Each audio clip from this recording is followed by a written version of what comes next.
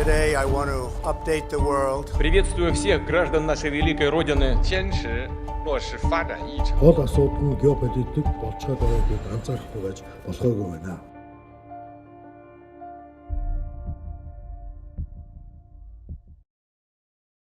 За Америкийн хэсэг улс хойд Солонгосын дээд хэмжээний уулзалт болохоос 3-7 хоногийн өмнө Америкийн хэсэг улсын ерөнхийлөгч энэхүү түүхэн уулзалтыг товлсон шиг гэнэт цуцалсан.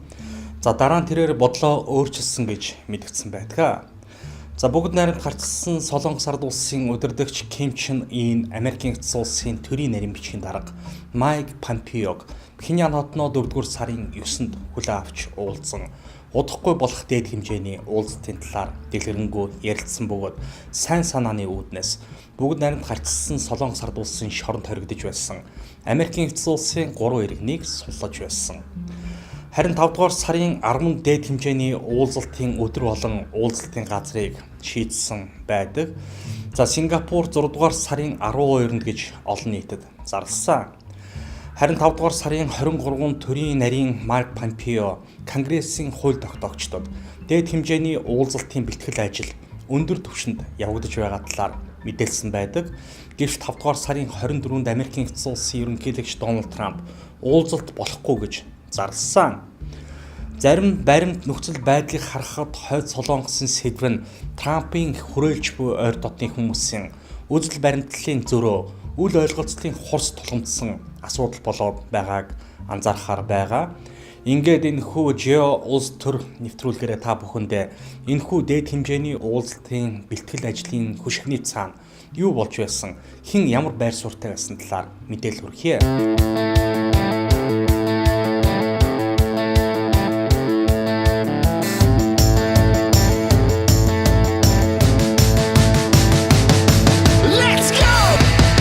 За Дональд Трампыг аль бие олсоор Америкийн хэсэг улсын ерөнхийлөгч болоогүй байхад түүнийг шалгах хэрхэн хариу өгөхийг туршиж буй мэтээр Пхеньян нөхцөл байдлыг улам дордуулж эхэлсэн байдаг. За 2016 оны 1-р сарын 6-нд хойд Солонгос холын тусгалтаа баллистик пуужин хөөргөж ус төрөгчийн бөмбөгийг амжилттай туршиж үзсэн талаар мэдээлсэн байдаг. За 2016 оны 3-р сарын 2-нд нэгдсэн үндэсний байгууллагын аюулгын зөвлөлөөс энэхүү туршилтад хатуу эсэргүүцэж бүгд найрамд гарчсан Солонгос ард улсын цөмийн болон пуужингийн хөтөлбөрт оролцсон хувь хүн хуулийн этгээдүүдэд 20 гаруй хэмжээ авсан. Харин үүний хариуд бүгд найрамд гарчсан Солонгос ард улс нь хэд хэдэн шин туршилтуудыг хийсэн байдаг. За 7-р сард Америкийн хэсэг улс хойд Солонгосын удирдлага түүн дотор удирдагч Ким Чен Инд 20 гаруй хэмжээ авч байгаа талаар зарласан.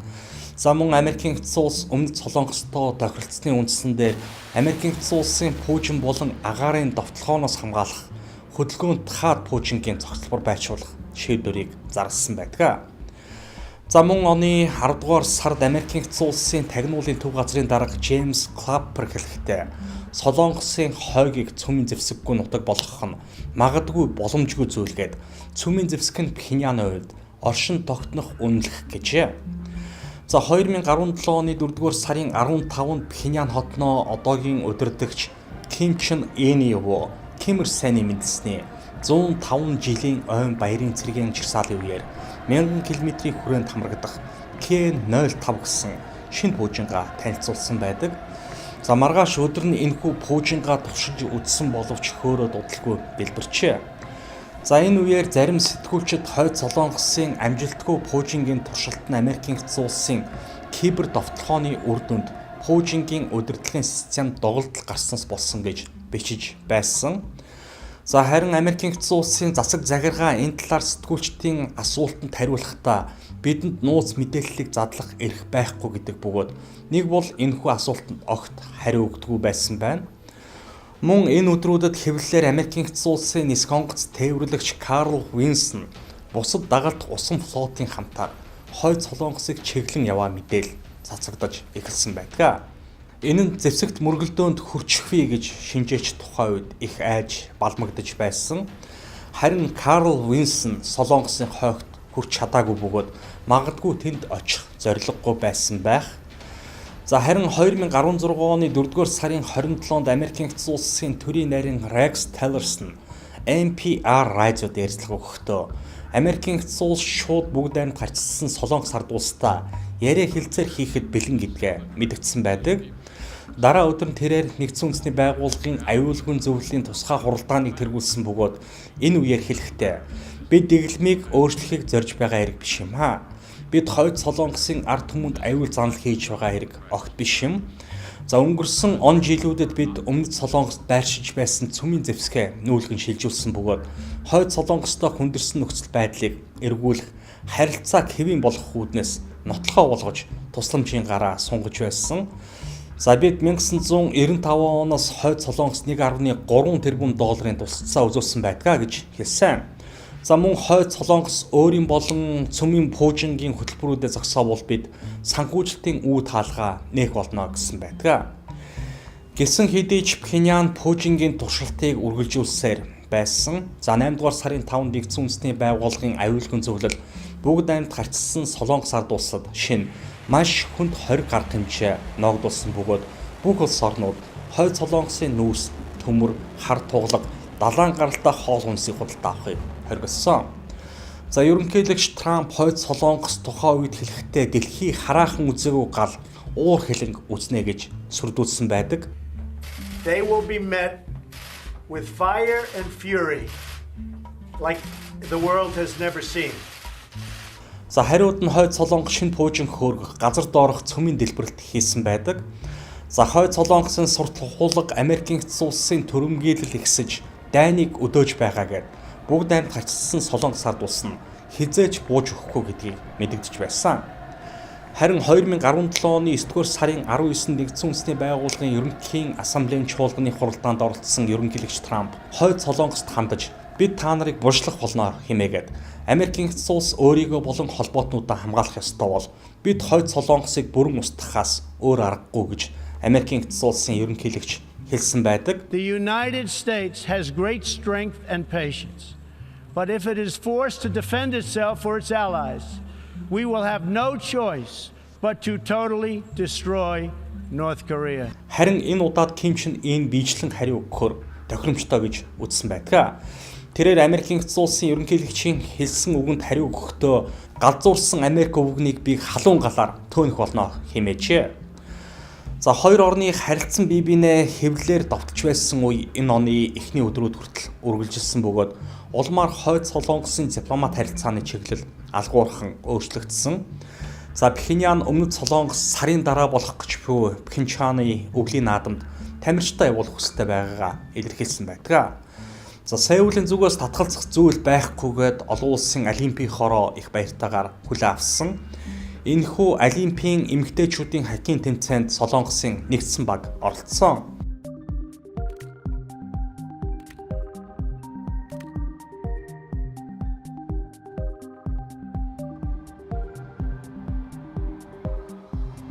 За бүгд найрамд гарчсан Солонгос ард улсын төлөөлөгчдийг тэргүүлж удирдагч Ким Чен Ины эгч өмнөд Солонгост очисон байдаг. За тэрээр өмнөд Солонгосын ерөнхийлөгч Мун Чжи Интэй уулзаж ахынхаа хувийн захиаг гардуулж өгсөн. За 2018 оны 3 дугаар сарын 5-нд Пхеньян хотноо өмнөд Солонгосын төлөөлөгчдийг даргалж үндэсний аюулгүй байдлын дарга Чон Ийон, өмнөд Солонгосын тагнуулын албаны дарга Сун Мун нар ирсэн. Яг энэ хүү уулзалтан дээр Ким Чен Ын Америкийн эцсийн улстай шууд хэлцээр хийх сонирхолтой байгаа талаар илэрхийлсэн байдаг. За 3 дугаар сарын 8-нд Вашингтонд Ким Чен Интэй яриа хэлцээр хийсэн өмнөд Солонгосын баг ирж Кимийн Трамп дэлгээсэн хүсэлтийг уламжилсан бөгөөд Америкийн эцсийн улсын ерөнхийлөгч тун баяртайгаар хүлээн авсанд өмнөдийн төлөөлөгчд болон Трампын зөвлөхүүдийн гайхшрлыг төрүүлсэн гэтгэ. За энэхүү үүссэн нөхцөл байдал нь Вашингтоны хувьд юр бус юм. Гэхдээ Дональд Трампын хувьд ердийн зүйл байсан юм. За протоколоор өмнөдийн төлөөлөгчд ерөнхийлөгчдөө уулзах ямар ч төлөвлөгөөгүй байсан гэдэг. За зочид ерөнхийлөгчийн үндэсний аюулгүй байдлын зөвлөх Макмастер болон тагнуулын төв газрын дэд дарга Жина Хаспел нартай тус-тусад нь уулзаж дараа нь яриа хэлцээр өргөтгсөн хэлбэртэй болж дэд ерөнхийлөгч Майк Пенс, Батлан хамгаалахын төрийн нарийн Джеймс Мэтис, үндэсний тагнуулын газрын дарга Dan Corris, цэргийн ерөнхий штабын генерал Йозеф Данфорд болон цагаан ордны тамгын газрын дарга Джон Келли нар оролцсон байдаг.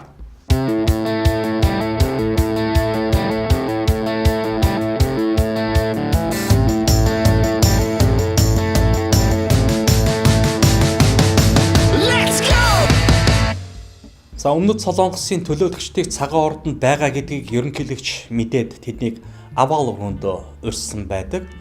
За Кимийн саналыг өмнөдийн элч нар өөрсдөө хүртэл биелэлээ олоход хүндрэлтэй магадлал багтаа гэж үзэж байсан. Мэтис болон Макмастер энэ алхмыг сайн бодож хэлцэж байж шийдэх хэрэгтэй гэж учирсан боловч ерөнхийлөгч тэдний саналыг үл тоомсорлож аль болох богино хугацаанд уулзалтыг зохион байгуулахыг хүсчээ. За өмнөд солонгосчууд уулзалтыг 4-р сард төлөвлөсөн 2 солонгосын мөн Ким нарын уулзалтын дараа шийдвэр зохистой байх талаар зөвлөсөн бөгөөд дээд хэмжээний уулзалтын урьдчилсан хугацаа 5-р сар гэж гарсан байдаг. За Трамп цагаан ордны хэвлэлийн хурал хийдэг өрөөнд очиж хаалгыг нь онгойлгоод толгоогоо цохиулган сэтгүүлчдэд цагаан ордны үүдний танхимд хурдан ирээрэй. Та бүхэнд гайхалтай мэдээ сонсох болно гэж хэлсэн гэдэг. За дараагийн өдөр нь цагаан ордны хэвлэлийн төлөөлөгч Сара Сандерс хойд Солонгост мэдэгдэхгүй тодорхой алхмууд болон тодорхой арга хэмжээ авахгүй бол ерөнхийлөгч Трамп уулзахгүй гэж мэдгдсэн байдаг. Харин сэтгүүлчдийн яг ямар алхам, ямар арга хэмжээ гэсэн асуултанд ямар ч хариу өгөөгүй байдаг. За тэр үед Африкт ажил хийж байсан Rex Tillerson-ы хувьд ерөнхийлөгчийн шийдвэр гинтийн сюрприз болсон байдаг. За 3 дугаар сарын 12-нд Нигерийн нийслэл Абужа хотод сэтгүүлчдийн асуултанд хариулахдаа энэхүү дээд хэмжээний уулзалтын талаар ямар ч мэдээлэлгүй байсан бөгөөд уулзалтын талаар ярих хэрэгтэй. Зуучлагчдын ярианаас илүүтэй хойд Солонгосын байр суурийг эхлээд сонсох нь хэрэгтэй байна гэж хэлсэн байдаг. За тэр үед Tillerson өөрийгөө төрийн нарийн хийх хугацаа дуусаж байгааг гадарлаж байсан гэдэг. За түүний оронд Майк Помпеог ерөнхийлөгч сэтгүүлж байгааг гадарлаж байсан. За Канзас мужийн бүгд найрамдах намаас Конгресс сонгогдож байсан түүнийг ерөнхийлөгч Трамп тагнуулын төв газрын даргаар тавьсан байдаг. За тэрээр хойд Солонгосын асуудлыг Tillerson болон Макмастераас урьдчилан гартаа авсан бөгөөд 4-р сарын эхээр хойд Солонгост нууц айлчлал хийж биечлэн Ким Чен Ынтэй уулзсан байдаг. За мөн Макмастер ч гэсэн чемдана баглаж байсан үе хуучин нэгдсэн үндэсний байгууллагт Америкийн эцэс улсыг төлөөлж байсан Джон Болтныг 3 дугаар сарын эхнээс эхлэн сонин хэвлэлээр удахгүй томилогдох ерөнхийлөгчийн аюулгүй байдлын зөвлөх гэж яриа хүчтэй гараад эхэлсэн байдаг. За тун удалгүй 4 дугаар сарын 9-нд Джон Болтон аль биесээр үүрэгт ажиллаа авсан. За энэхүү цагаан ордны гол дүрүүдийг өөрчилж байсан үедээ зэрэгцсэн Америкийн эцэс улсын гадаад бодлогын томоохон шийдвэрийг гаргаж байсан үедээ давхцдаг. Энэ Америкийн эцэс улсын зүгээс Ирантай байгуулсан олон талт хэлцээрээс татгалзсан явдал юм. I am announcing today that the United States will withdraw from the Iran nuclear deal. За Tillerson-ыг ажиллаа өгөхөөр ерөнхийлөгч Трамп хэлэхдээ Rex бидэн хоёр өөрөөр сэтгэлгээтэй тодорхой асуудлууд дээр санал зөрөлдөөнтэй байгаа тухайга ярьсан байдаг. За Ираны хэлцээрийг хараараа энэ надад аимшигтай санагдаж байгаа. Харин Rex тэнгэрээ сайн гэдэг гэжээ. Харин ерөнхийлөгч Помпеогийн талаар хэлэхдээ Майк бидэн хоёр ижил төстэй сэтгэлгээний чанартай гэсэн байдаг. За ерөнхийлөгч Трамп ажиллаа авснаас хойш 1 жил 4 сарын хугацаанд аюулгүй байдлын зөвлөхөөр очиж байгаа дөрөвдөх нь Болтон юм. За Макмастерийн хувьд хойд Солонгосын асуудлаар их хатуу байр суурьтай хүн байсан. Гэхдээ дайн байлдаанд оролцож даруй үнэрлэж явсан генерал хүний хувьд цэргийн зөрчилдөөний үр дагаврыг мэдэж байсан бөгөөд аль болох асуудлыг дипломат аргаар шийдвэрлэхийг илүүд үзэж байсан. Харин Джон Болтны хувьд их чанга хатуу хүн гэсэн тодтгол их олон жил энэ хүнийг даган явсан. За түүний хувьд ямар ч асуудлыг цэргийн хүчээр шийдэх нь амархан гэж үздэг. За Болтон 2002 онд Америкийн эцэс улсын зэвсгийн хяналтын улсын төрийн нарийн бичгийн орлогч дарга байхдаа тухайн үеийн ерөнхийлөгч Жорж Бушийг бүгд найрамд харьцсан Солонгос ард улсдаа 1994 онд хийгдсэн гэрээнээс татгалзахад гол нөлөөлсөн хүн гэж үздэг. За энэхүү гэрээ ёсоор хойд Солонгос уран баяжуулахад ашиглаж болох хин реакторуудаа устгалд оруулах байсан бөгөөд Америкийн эцэс улс хариуд нь эрчим хүчний зориулалтаа хөнгөн усны реактор нийлүүлэх болон Америкийн эцэс улс нь хойд Солонгост цөмийн зэвсэг хэрэглэхгүй байх баталгаа гаргасан байсан юм. За Пхеньян өөрийн плутоны хөтөлбөрөөр зогсоосон бөгөөд харин Пакистаны тусламжтайгаар уран баяжуулах технологи дээр ажилласан хэвээр байсан. За энэ гэрээг цуцлах гол шалтгаан болсон байдаг юм аа. За хойд Солонгосын удирдлагыг өөрчлөх нь хамгийн зөв шийдэл болно гэдгээ Болтон хизээч нууж байгаагүй. За Хойд Солонгостой хилцээр хийх нь хамгийн утгагүй гэж үздэг бөгөөд Хойд Солонгосын удирдлага нь зөвхөн цаг хугацаа хожих зорилгоор ширээний ард суусан гэсэн байдаг. За өнгөрсөн оны 9-р сард Болт Нью-Йорк Пост сонинт Франклин Рузвельтийн хэлсэн үгнээс ишлэл татан их шууган тарьсан нэг нийтлэл бичсэн байдаг. За тань руу дайрах гэж буй хорт могоог хараад хизээ дайрах бол гэж битгий хүлээ. Харин урдчилж бэрц хишиг гэж ерөнхийлөгч Франклин Рузвельт Америкийн нэгдсэн улсын Грейр хөлөг онгоцыг Германы шумбагч Исландын ойролцоо довтолж устгасны дараа 1941 оны 9-р сард хэлсэн байдаг. За Америкийн нэгдсэн улсын ерөнхийлөгч энэхүү үйл явдлын дараа Тэнгисийн цэргийн хүчнийхэнд аюул занал хийсэн тохиолдолд төрүүлж довтлох тушаал өгсөн байдаг. Харин Болтон нийтлэлдээ дипломат бүхий л арга хэмжээ болон боломжууд дууссан бөгөөд бид ерөнхийлөгч Рузвельтийн хэлснээр өөрчлөсөн довтлохоо хийх цаг ирлээ гэж хэлжээ. За Хойд Солонгосчуудын хувьд Болтон үндэсний аюулгүй байдлын зөвлөхөөр томилох нь муу мэдээ байсан. За нөгөө талаасаа шинээр томилогдсон төрийн нарийн Майк Помпео урам зориг дүүрэн байсан гэдгээ. За 4-р сарын ихээр тэр дахин Пхеньян руу явж Ким Чен Интэй уулзсан байдаг. Энэ талаар Солонгосын үндэсний телевизээр мэдээлэхдээ төрийн удирдагч Ким Чен Ин Америкийн нэгдсэн улсын төрийн нарийн бичгийн дарга Майкл Помпео авч уулзахдаа Солонгос Америкийн нэгдсэн улсын дээд хэмжээний уулзалттай холбоотой хоёр орны дээд удирдлагын саналыг ярилцаж Солонгосын хойгийн тойрсон бус нутгийн нөхцөл байдал үнэлгээ өгч санал бодлоо солилцлоо гэжээ. 대통령이 새로운 대안을 가지고 대화를 통한 문제 해결에 깊은 관심을 가지고 있는 데 대해서와 харин 4-р сарын 15-нд Пхеньян үл ойлгох айш гаргаж эхэлсэн байдаг. За Америкийн нэгдсэн улс Өмнөд Солонгосын жил бүрийн цэргийн сургуультыг эсэргүүцсэн өмнөд болон Хойд Солонгосын сайдрын дэд түвшний зөвлөлтөг уулзалтыг цуцлсан. За энэхүү цуцлагдсан уулзалтын өмнөхөн Ким Өмнөд Солонгосын тагнуулын газрын дарга Чон И Йонд хэлэхдээ хэрвээ жирийн сургуулилт байвал ойлгож болох юм гэсэн байдаг. За шинжээчдийн үзэж байгаагаар бүгд найрамд гарчсан Солонгос ард улсын удирдагч нь Америкийн нэгдсэн улсын дуулууртай нохой мэд байхыг хүсэхгүй байгаа бөгөөд хэлцээр хийх санаачлагыг гартаа авахыг эрмэлзэж байгаа нь бүгд найрамд Хятад ард улсын дарга Си Жинпинтэй хоёр уулзалт хийсний дараа улам их мэдрэгдэж байна гэж дүгнсэн байдаг. За 5-р сарын 22-нд ерөнхийлөгч Трамп цагаан ордонд Өмнөд Солонгосын ерөнхийлөгч Мун Жэ Инийг хүлээн авч уулзахдаа за Хойд Солонгосчууд Вашингтоны санал болгосон нөхцлөөр тохиролцож чадахгүй бол дээд хэмжээний уулзалтыг цуцалж Хойд Солонгос гайхалтай улс болох боломжоо алдна гэж хэлсэн байдаг. За Трамп дараагийн өдөр нь бас хэлэхдээ ажил яаж урагшлахыг харж л байв. Уулзалт болох нь боломжтой. Гэхдээ ямраач эргэж болох юм гэсэн байдаг. Түүний хэлснээр дээд хэмжээний уулзалтын эцсийн шийд дараагийн 7 хоногт гарна гэсэн байдаг. За харин яг энэ үеэр Майк Помпео Конгрессийн доод танхимын олон улсын харилцааны байнгын оргоны хурал дээр оролцож дээд хэмжээний уулзалт нь 6-р сарын 12-нд хийхээр төлөвлөж байна гэж мэдгдсэн байдаг. Гэсэн хэдий ч 24-нд ерөнхийлөгч Сингапур төлөвлөж байсан дээд хэмжээний уулзалтыг хүчингүй болгож зарласан байдаг.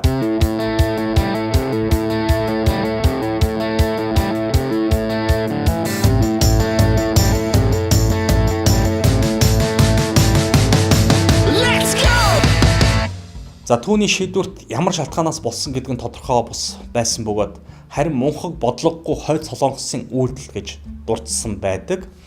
За дараа нь цагаан ордны хэвлэлийн албанаас ерөнхийлөгч Ким Чен Ин дэлгэсэн захидлын текстийг хэвлэсэн байдаг. За энэхүү захианд Трамп өгүүлэхдээ би тантай уулзахын уулзалтыг тэсийн ядан хүлээж байсан. Харамсалтай таны сүүлийн хэлсэн мэдэгдэл уур хилэн нээлттэй дайсагнал байсан учраас энэ урт хугацаанд төлөвлөж байсан уулзалтыг одоо хийх нь зогсохгүй санагдаж байна. Хэрвээ та энэ маш чухал ач холбогдолтой дээд хэмжээний уулзалтын талаар бодлоо өөрчлөвөл над руу санаа зовлтгүй шууд утсаар залгах болон имэйл бичээрэй гэжээ. За харин бүгд найрамд гарчсан Солонгос ард улсын гадаад хэргийн сайдын орлогч Фэ Сон Хийгийн маш ууртай мэдээллийг Хойд Солонгосын мэдээллийн агентлаг 24-нд цацсан байдаг. За энэхүү мэдээлэлд Америкийн нэгдсэн улсын дээд ерөнхийлөгч Пенсийг улс төрийн дүнхэрсэн толгой хэмээн нэрлэжээ. За учир нь Пенс 5-р сарын 21-нд Америкийн нэгдсэн улсын мэдээллийн Fox News суугаар ярилцлага өгч байхдаа бүгд найрамд гарчсан Солонгос ард улс нь Ливийн алдааг давтахгүй мөн Америкийн нэгдсэн улсын цэргийн хүч хэрэглэхийг хязгаарч үүсэхгүй байгаа гэж ярьсан байдаг. Мөн яг ижил утгатай зүйлийг ерөнхийлөгчийн аюулгүй байдлын зөвлөх буугалд нь бас нэгэн телевизээр бас ирсэн байдаг.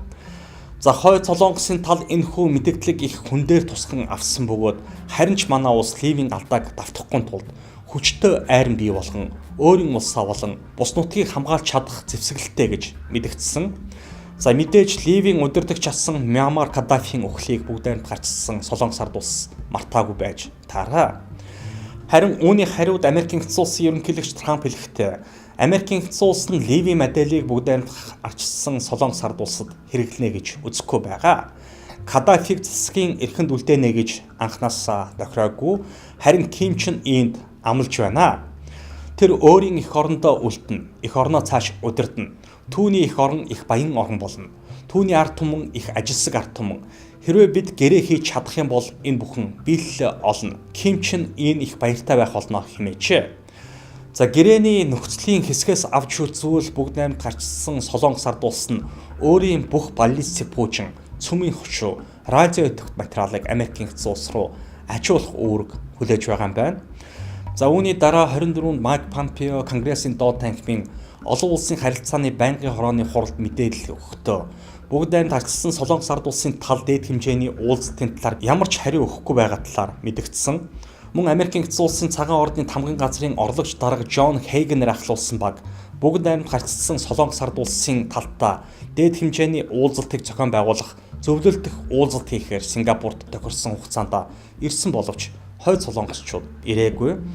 За хойд Солонгосын Ким удирдагчийн нарийн бичгийн дарга Ким Чан Соноор ахлуулсан баг Сингапурт ирэх байсан ч тодорхой шалтгаанаар ямар ч тайлбар хийлгүй Бээжингээс буцсан байдаг. За Вашингтон Пост сонин цагаан ордны их сургуулийн мэдээлснээр хойд Солонгосын гадаад хэргийн сайдын орлогч Чвен Со Хигийн цөмийн зэвсэгт мөргөлдөөний талаар занал хийлж байгааг ерөнхийлөгч Трампт 5 дугаар сарын 23-ны орой 10 цагт Болтон мэдээлжээ. За Пхеньяны дайсгансан энэхүү мэдээлэл Трампыг ихээр хэлэгнүүлсэн гэдэг. За Болтон түүнд энэ маш муу шинж тэмдэг гэдгийг тайлбарлажээ. За Ким энэ уулзалтаас зайлсхийж байгаа бөгөөд Америкчуудыг солонгосчуудын өмнө бүхий говьшиж байгаа мэтээр дэлхийн нийтэд харуулах хүсэлтэй байна гэд Ким уулзалтыг туслахаас өмнө дээд хэмжээний уулзалтыг хүчингүй болгох шаардлагатай байна гэж хэлжээ. За 5 дугаар сарын 24-ний өглөө Трамп төрийн нарийн Майк Помпео болон Батлан хамгаалахын төрийн нарийн Джеймс Мэдс нарыг цагаан ордонд дуудан өөрийн гаргаж буй шийдээ танилцуулсан байдаг. Трамп биечлэн Ким дэлгээх захидлын үгийг өөрөө хэлж өгсөн гэдгээ. За үдээс хойш сэтгүүлчдэд энэхүү шийдээ дуулгасан байдаг. За харин хойд Солонгос Трампын захидлын хариуг маргааш өдөр нь гадаад хэргийн яамны 1-р орлогч King Kwe Kwan Цветак мэдээлэл агентлагаар дамжуулж өгсөн бөгөөд тэрээр хэлэхдээ хойд Солонгосын удирдагч Трамптай уулзахад бэлэн гэдгийг мэдгдсэн. Харин Трамп тэр даруйд нь Твиттерээр жиргэхдээ өнөөдөр хойд Солонгосоос халуун дулаан өр бүтээлтэй мэдээлэл хүлээн авлаа. Удахгүй бид хамтдаа энэ юунд хүрэхийг үзнэ. Урт удаан бат бөх инх тайван хөгжин цэцгэлэлт байх болно гэдэгт итгэлтэй байна. Зөвхөн цаг хугацаа болон авиас үнд хариу өгнө гэжээ. Харин хойд Солонгосын төлөөлөгчид 6 дугаар сарын 1-нд Трампт Кимээс илгээсэн захидлыг авчирсан бөгөөд захидалд юу гэж байгааг ерөнхийлөгч нийтэд дэлгээгүй. За энэ захидлын хариуг 6 дугаар сарын 12-нд дэлхийн нийт хамтдаа мэдэх үзье. Цаг хугацаа болон авиас харуулна. За харин Оросын холбооны улсын гадаад хэргийн сайд 5 дугаар сарын 31-нд Пхеньянд айлчилж Ким Чен Интэй уулзсан бөгөөд 6 дугаар сарын 12-нд болох Америкийн эцэг улс болон бүгд найрамд гарчсан Солонгос ард улсын дээд хэмжээний уулзалтын талаар Оросын холбооны улсын байр суурийг мэдэгдсэн. За хамгийн гол дайсан үг нь хэд битгий Америкийн эцэг улсдаа ойртойроо гэсэн гэж Оросын холбооны улс болон гадаадын хэвлэл мэдээллээр бичсэн байдаг. Today I want to update the world. Приветствую всех граждан нашей великой Родины. 坚持落实发展议程。 Гол асуудал нь геополитик болцоод байгааг анзаарахгүй байж болохгүй байна.